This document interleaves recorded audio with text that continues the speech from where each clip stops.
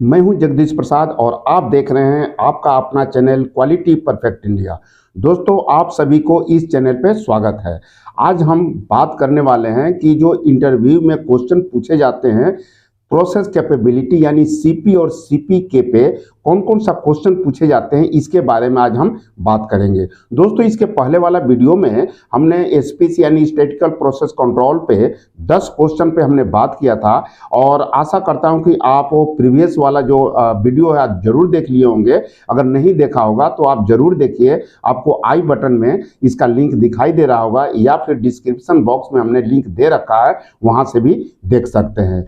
तो दोस्तों, यह 10 क्वेश्चन ऑलरेडी हम लोगों ने डिस्कस कर चुके हैं और आगे हम बात करते हैं 11 नंबर से शुरू करेंगे और आज का सेशन में हम बात करेंगे कि प्रोसेस कैपेबिलिटी और प्रोसेस कैपेबिलिटी इंडेक्स यानी सीपी और सीपीके पे क्या क्या क्वेश्चन पूछे जाते हैं। देखिए, यह एक ऐसा टॉपिक है जो कि हर डिपार्टमेंट में इंटरव्यू में पूछे जाते हैं, चाहे आप क्वालिटी में काम कर रहे हैं या फिर आप सर्च कर रहे हैं या फिर न्यू पार्ट डेवलपमेंट में आप जॉब सर्च कर रहे हैं या फिर प्रोडक्शन इंजीनियरिंग में आप जॉब की तलाश कर रहे हैं। तो यह क्वेश्चन पूछा जाता है। कोई ऐसा इंटरव्यू हमने नहीं देखा कि एसपीसी यानी कि सीपी और सीपी के बारे में न पूछा जाए।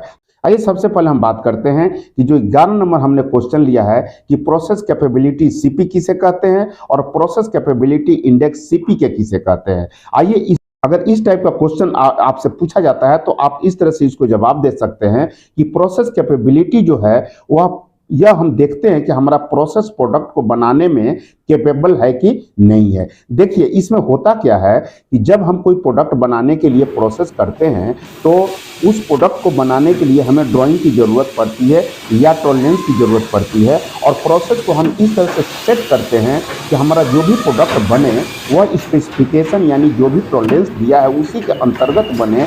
इसी चीज़ को हम प्रोसेस कैपेबिलिटी कहते हैं, यानी कि प्रोसेस हमारा कैपेबल है कि नहीं उस प्रोडक्ट को स्पेसिफिकेशन के अंदर बनाने के लिए, उसी चीज को हम प्रोसेस कैपेबिलिटी कहते हैं और इसको हम सीपी से इंडिकेट करते हैं।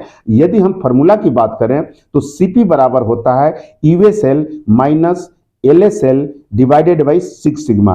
इसमें यूएसएल का मतलब होता है अपर स्पेसिफिकेशन लिमिट और एलएसएल का मतलब होता है लोअर स्पेसिफिकेशन लिमिट और 6 सिग्मा जो है यह वेरिएशन का विड्थ है जिसका हम सिग्मा को हम स्टैंडर्ड डेविएशन कहते हैं। आइए अब हम बात करते हैं कि प्रोसेस कैपेबिलिटी इंडेक्स यानी सीपी के किसे कहते हैं। देखिए, प्रोसेस कैपेबिलिटी सीपी में यह कहा जाता है कि हमारा प्रोसेस कैपेबल है कि नहीं, यानी कि जो भी डायमेंशन हमारा प्रोडक्ट का आ रहा है वह टॉलरेंस के अंदर है कि नहीं है। लेकिन सीपी के प्रोसेस कैपेबिलिटी इंडेक्स में यह कहता है कि जो हमारा जो प्रोसेस चल रहा है वह सेंटर में है कि नहीं, यानी कि यह शिफ्टिंग तो नहीं हो रहा है, यह देखता है। देखिए, जब हम कोई पार्ट चेक करते हैं तो कभी कभी ऐसा होता है कि हम कहते हैं कि देखो भाई, जो भी डायमेंशन आ रहा है वह अपर लिमिट में, टॉलरेंस का अपर लिमिट में आ रहा है, या कभी कभी हम कहते हैं कि सभी डायमेंशन का जो मेजरमेंट हो रहा है वह लोअर स्पेसिफिकेशन लिमिट में आ रहा है और कभी कभी कहते हैं कि हमारा यह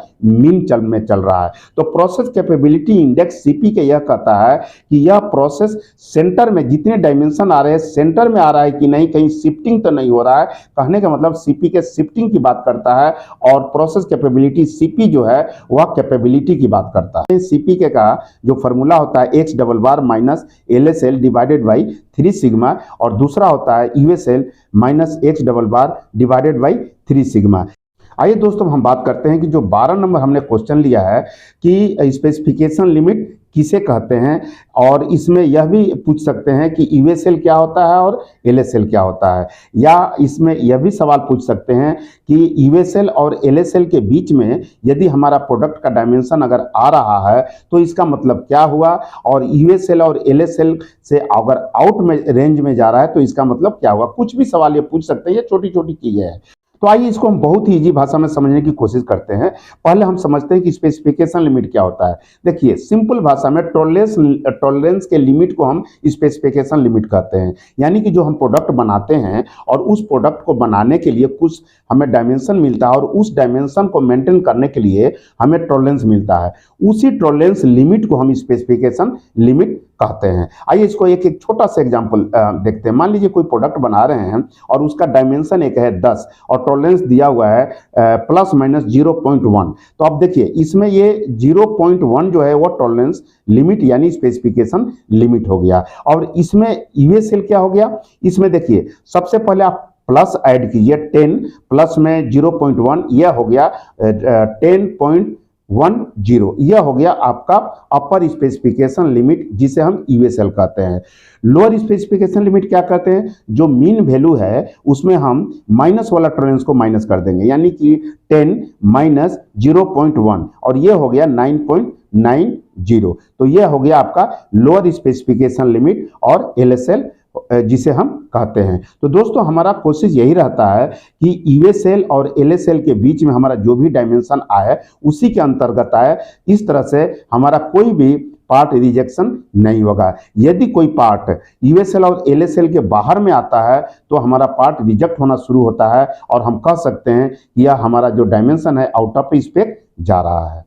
आइए दोस्तों अब हम क्वेश्चन लेते हैं जिसमें सीपी और सीपी के कैलकुलेशन करने के लिए कहा जाए। यदि इस टाइप का क्वेश्चन पूछा जाता है तो वह कुछ वैल्यू भी हम वो आपको प्रोवाइड करेंगे और कहेंगे कि सीपी और सीपी के का वैल्यू निकालिए। देखिए इसमें क्वेश्चन क्या है कि find process capability CP and process capability index CP K when UCL value is given 10.10 mm and lower specification limit यानी एलएसएल दिया हुआ है 9.90 और स्टैंडर्ड डेविएशन दिया हुआ है सिग्मा का वैल्यू 0.02। ये क्वेश्चन दे देंगे और बोलेंगे कि इसमें सीपी और सीपीके का वैल्यू निकालिए। तो देखिए सिंपल सा हमने इसके पहले भी हमने जिक्र किया था कि सीपी का जो फॉर्मूला होता है वह होता है USL minus LSL divided by 6 sigma.